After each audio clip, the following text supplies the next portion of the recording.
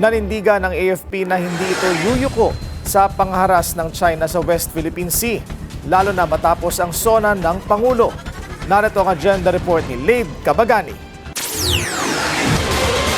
Klaro para sa AFP ang utos ng Pangulo pagdating sa pagtatanggol ng ating soberanya sa West Philippine Sea.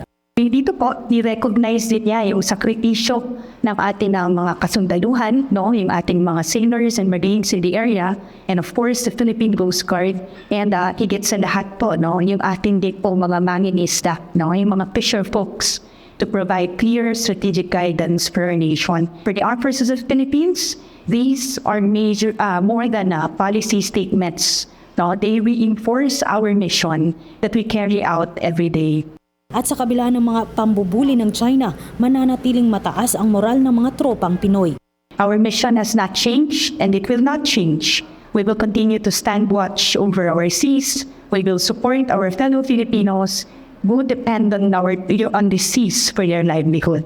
Patuloy din daw ang pakikipagtulungan ng AFP sa mga kaalyado para mapanatili ang kapayapaan at katatagan sa rehiyon. Para sa agenda, Leib Cabagani, Billionaire News Channel. Manatiling nakatutok sa Billionaire News Channel. Sumubaybay sa aming social media accounts at mag-subscribe sa aming YouTube channel para sa mga eksklusibong balita at storya.